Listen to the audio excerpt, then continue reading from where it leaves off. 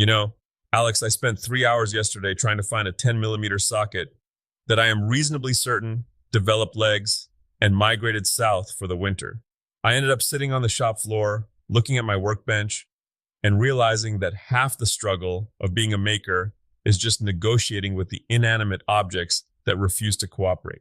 But then I see what's happening in the world this week, and suddenly my missing socket feels like a very small problem in a very big, very automated pond. Every time you lose a tool, you turn into a philosopher of the garage. It's impressive, really. But you're right, the pond is getting high-tech. I was looking at the notes for today's show, specifically these robotic shipbuilders in South Korea. Are we finally at the rise of the machines, or is this just fancy welding? It's a bit of both, honestly. We're moving into what they're calling the deployment phase. Imagine a massive shipyard, steel plates the size of a suburban house, wind whipping off the ocean, and you have these tight, awkward interior hull spaces where a human welder has to basically turn into a pretzel to get a clean bead.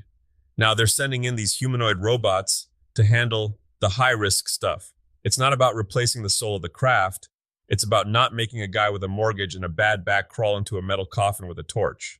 Okay, I can get behind the robot goes where the human shouldn't.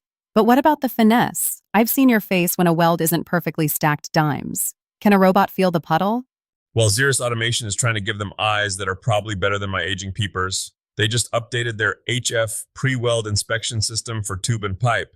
It's essentially a high-speed brain that looks at the seam before the heat ever touches it. It catches a microscopic misalignment that would normally cause a blowout 3 miles down the production line. It's the difference between catching a typo in a draft and having to pulp 10,000 books because you misspelled the title. That's the industrial side, but for the folks listening who are maybe just starting out, the ones who don't have $1 million robot, there's some big news on the human front. I saw the Bring Back the Trades grant is live. This makes me genuinely happy. If you're a student or an apprentice in plumbing or electrical, they're doing $1,500 grants for toolkits. When I started out, I was buying my wrenches one at a time from a pawn shop and hoping they weren't stripped. $1,500 is a life-changing foundation. It's the difference between having the right tool for the job and trying to drive a screw with the back of a pair of pliers because you're broke. Is that a personal confession? Did young Tiger use pliers as a hammer? Third Tuesday of November, 1994. I still have the scar on my thumb to prove that pliers are, in fact, terrible hammers. See, this is why people listen. But seriously, it's not just about the tools, it's the training. Train Technologies just opened this advanced technology training center. It sounds less like a classroom and more like a high-tech playground for HVAC techs. It's necessary. Modern HVAC isn't just bang on the furnace until it kicks over anymore. It's smart climate systems, complex sensors, efficiency algorithms. It's basically high-end IT work that happens to involve refrigerant. If you're in those trades right now, you aren't just a laborer, you're a systems engineer with dirty hands. And honestly, those are the people who are going to be making the real money in 10 years. Speaking of real money, let's talk about the maker millionaires. I look at a brand like Beekman 1802, $92 million from goat milk soap. Tiger, you've made soap. I've seen the lye burns.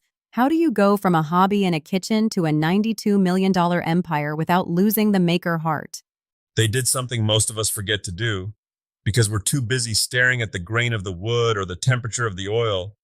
They sold the story. People didn't just buy a bar of soap. They bought the idea of Main Street. They bought a piece of a lifestyle that feels honest and slow in a world that's fast and fake. So it's not just about having a better product? Not even close.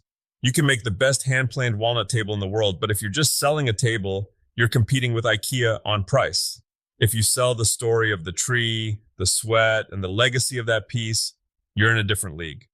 But the Beekman blueprint also involves the boring stuff we all hate. The 2026 Shopify guides are stressing this. You have to move past the DM me for prices stage on Instagram. Oh, the dreaded DM for info posts. Those are a brand killer, aren't they?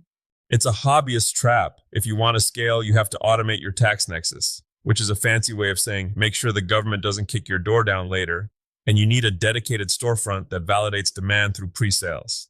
You have to treat your passion like a cold-blooded business for a few hours a week, so your passion can actually pay your mortgage.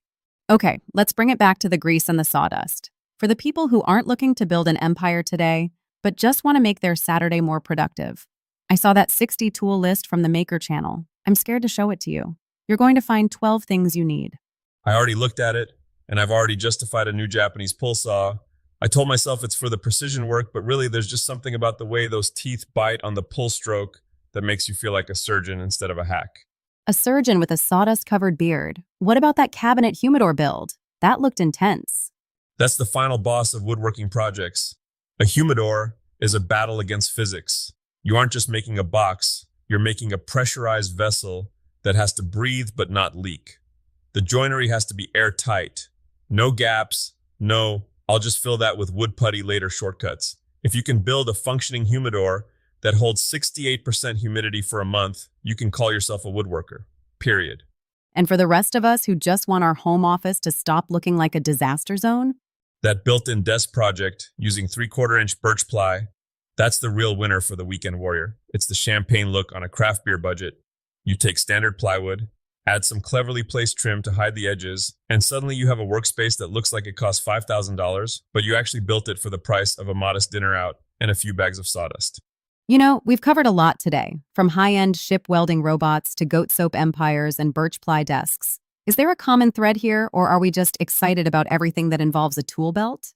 I think the thread is that the good life is being built by people who aren't afraid to get their hands dirty, whether those hands are made of flesh or sensors. The world is getting more automated, sure, but that only makes the human part of the trade more valuable. Whether you're applying for that $1,500 tool grant or trying to scale your soap business, the secret is just staying curious enough to fail a few times. And maybe not using your pliers as a hammer. Especially that, trust me, my thumb still remembers. That's a good place to leave it. If you're ready to start your own path, whether it's the trades, the maker mogul route, or just mastering your DIY skills, check out the TigerDen learning paths. Everything we talked about is linked there. Go build something that'll outlast you, or at least something that doesn't wobble when you put a coffee cup on it. We'll see you Wednesday.